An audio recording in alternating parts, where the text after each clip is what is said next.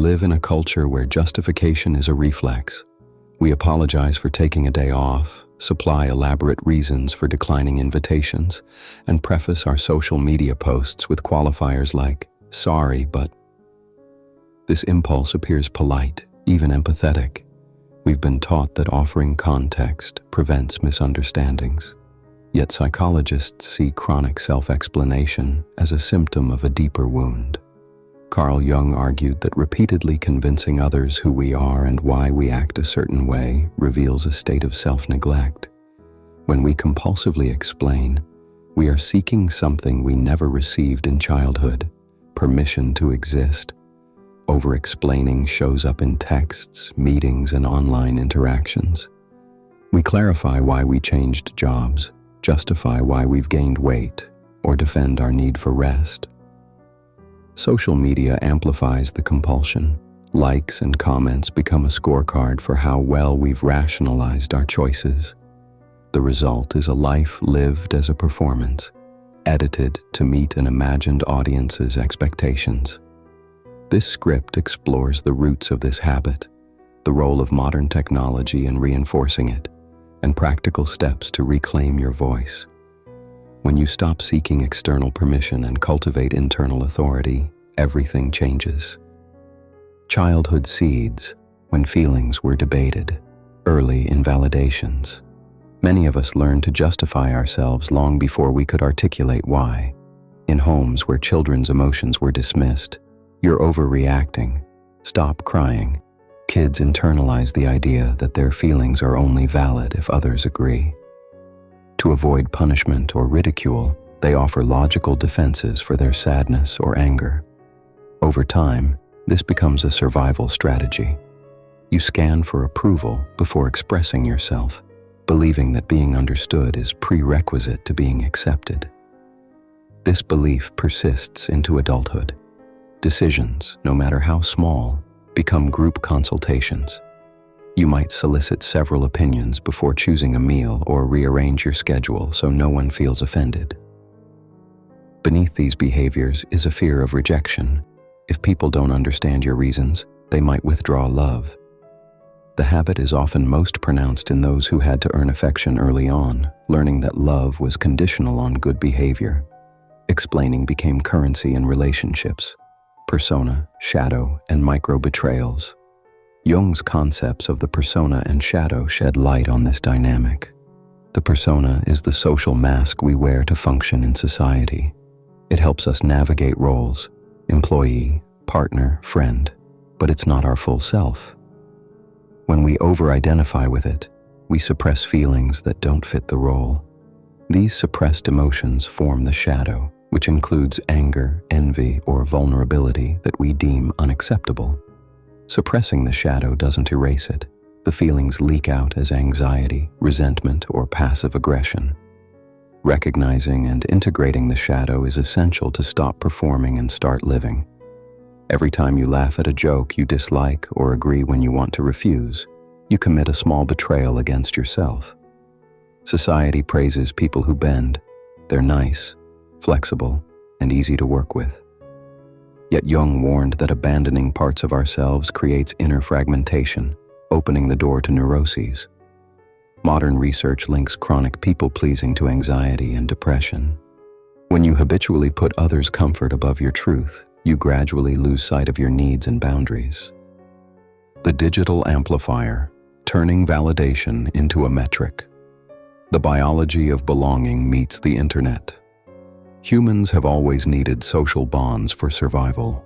As psychologist Mark Leary notes, positive social feedback satisfies our fundamental need to belong. A smile or a kind word triggers a sense of security. But social media platforms transform this natural desire into a quantifiable game. Likes, hearts, and follower counts measure approval. Each notification delivers a dopamine hit, creating a cycle of craving. Over time, we begin to equate these metrics with worth. Posts are accompanied by long captions anticipating critique. We justify our choices to an invisible audience. Comparison and curated perfection. Social media is saturated with curated highlights. Vacation photos, promotions, flawlessly edited selfies. Research shows that exposure to idealized lives prompts us to compare and often feel inadequate. This comparison erodes self-esteem and fosters self-doubt.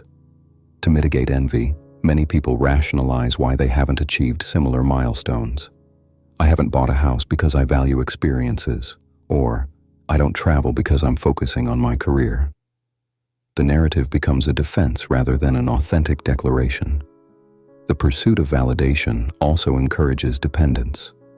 Likes and comments provide fleeting boosts, but when feedback slows, anxiety rises. Laura Park's research shows that tying self-esteem to external approval leads to unstable self-worth. Those with low self-esteem and anxious attachment are especially prone to this cycle.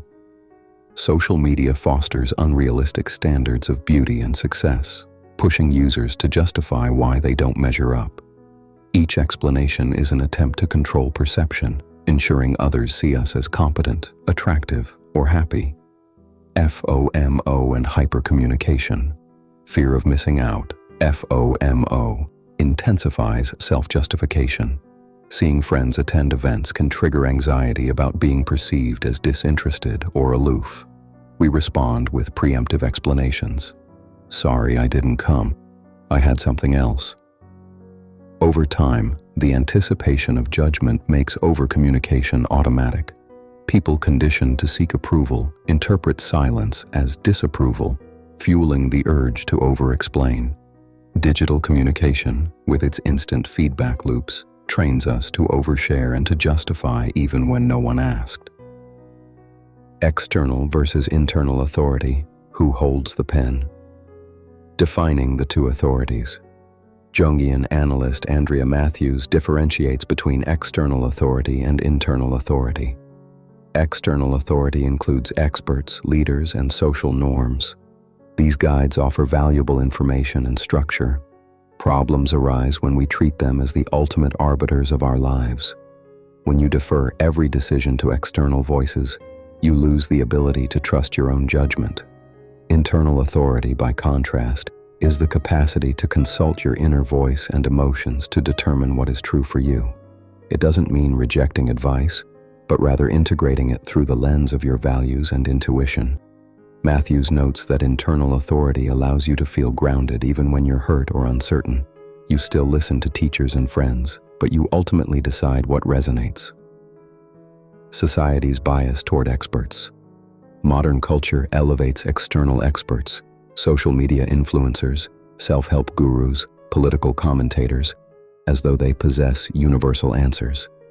Many messages imply that without external guidance, we might become selfish or wrong. This bias can strip you of confidence. If you're prone to over-explaining, you may feel that every choice must be justified according to trending advice or societal expectations. Desire, Matthews argues, is an internal guide. Compassion, curiosity, and passion originate within. Listening to these desires doesn't mean ignoring others. It means honoring your truth while engaging with the world. When you ask yourself what you want and trust the answer, you step out of the role of a performer and into the role of the author of your life. The cost of delegating your voice. Psychologist Melanie McNally writes about the erosion of self-trust that occurs when we regularly hand decisions to others. Even capable people can begin to doubt their intuition when they constantly delegate. Emotional exhaustion can mute inner clarity, making it easier to defer. McNally notes that people who follow all the rules yet feel ambivalent about their lives have usually been living by someone else's script. Research shows that long-term well-being depends on actions aligning with intrinsic values. When you live for external approval, success can feel hollow. Rebuilding self-trust starts with slowing down the moment between impulse and delegation.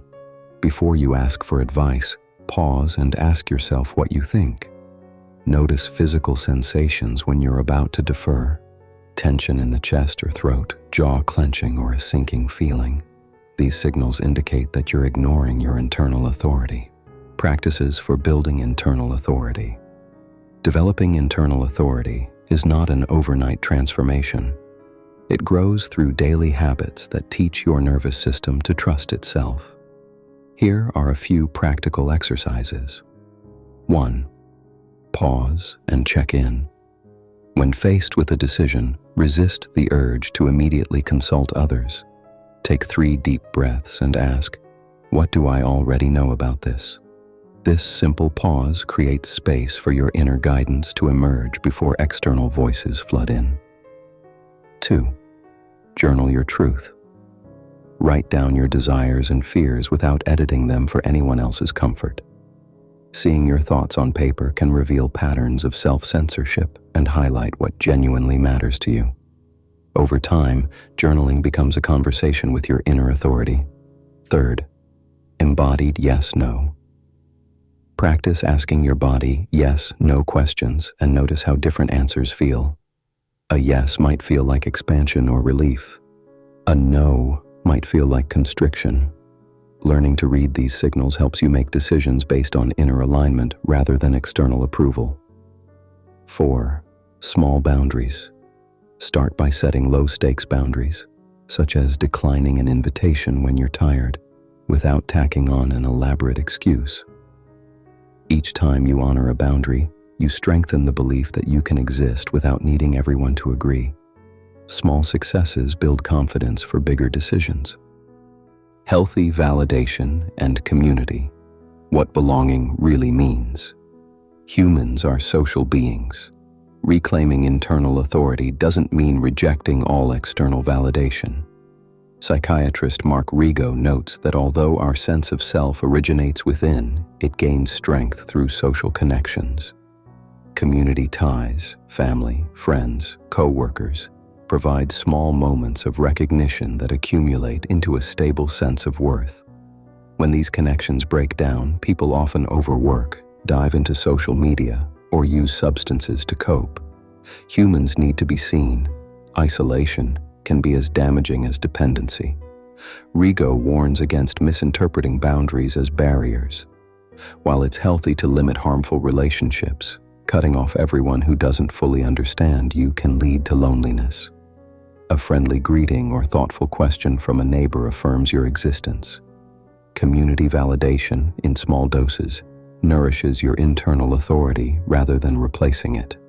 Healthy versus unhealthy approval. Not all validation is equal. Healthy validation mirrors your experience. I can see why you're upset, without positioning itself as your arbiter. It reinforces that your feelings make sense and invites you to trust yourself. Unhealthy validation, by contrast, teaches dependency. It makes approval a condition for self-acceptance. If feedback leaves you feeling freer and more aligned with yourself, it's healthy. If it prompts anxiety and over-explanation, it may be time to examine the relationship. Building supportive communities helps break the compulsion to over-explain. Engage in spaces where you're valued for your whole self, not just for how well you accommodate others. Offline relationships are particularly nourishing. A simple "good morning" can provide a sense of belonging that no number of likes can. Participating in local groups, hobbies, or volunteer work fosters connections that support your internal authority. Silence as power, choosing presence over performance. The liberation of not explaining. One of the most revolutionary acts on this journey is learning to be silent when your instinct is to explain. Silence, when rooted in integrity, is a form of presence. It conveys, without words, that you trust yourself. Jung noted that silence disables systems of psychological control that feed on your insecurities. People who manipulate or guilt trip lose leverage when you answer with a simple no instead of a long justification. Relationships built on your submission may fall away when you stop over-explaining. This can be painful, but ultimately clarifying. Silence functions as a filter. People who respect your autonomy remain. Those who relied on your self-erasure disappear. Embrace this pruning as part of individuation. Real connections withstand the absence of performance. Managing the internal discomfort. The hardest part about silence is your internal response. You may fear being seen as rude, selfish, or cold. Your nervous system might react with anxiety. These reactions are echoes of past conditioning. Each time you hold your tongue when you want to over-explain, you strengthen the muscle of internal authority. Over time, the discomfort diminishes, and silence becomes a natural expression of self-respect. Consider a simple scenario. You're invited to a gathering, but you're exhausted. Instead of writing a paragraph of apologies, you respond, "Thank you for thinking of me. I can't make it tonight." Then you resist the urge to fill the silence with justification. Initially, you may worry that your friends will be upset, but you soon realize that those who value you understand, and those who don't were never truly aligned. This small act of leaving space teaches your nervous system that you can set boundaries without catastrophe. It also models to others that they can do the same, subtly shifting the culture of over-explanation in your community. Psychological integrity, coherence over perfection, integrating inner and outer selves. Psychological integrity is the state where your outer actions align with your inner truth. Jung saw this as the hallmark of individuation.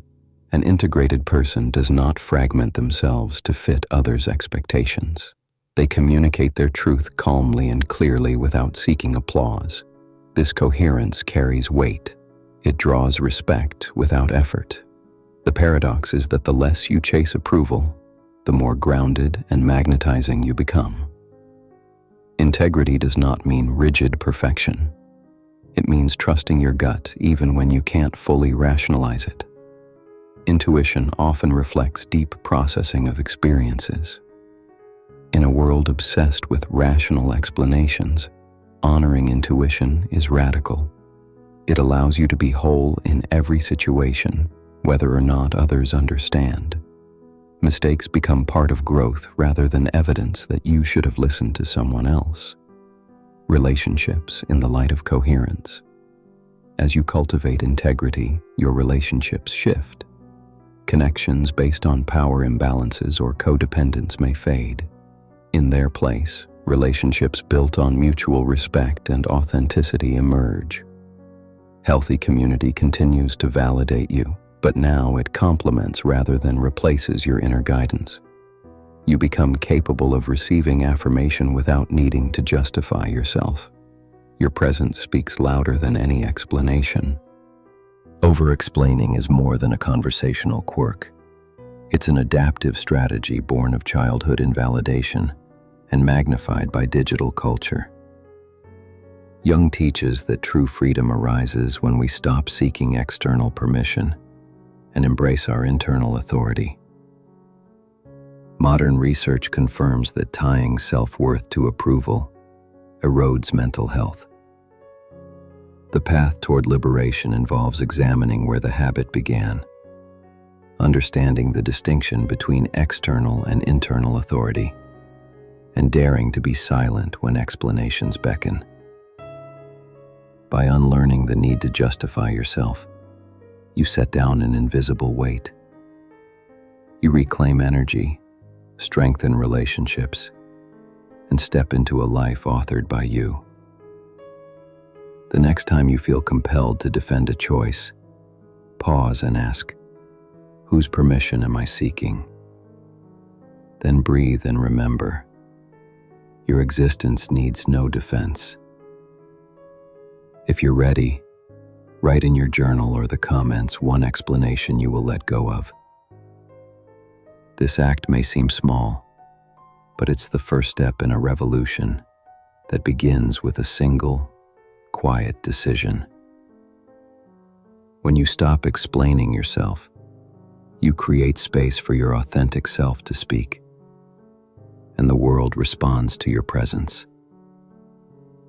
As we end this exploration, remember that the journey to silent authority is not a destination, but a daily practice. Neuromystique invites you to peer into your shadows, confront the impulses that once controlled you, and emerge with a voice anchored in truth. This inner revolution radiates outward, transforming your relationships and the world around you. Thank you for traveling with us. Keep walking the path, and let your silent presence speak volumes.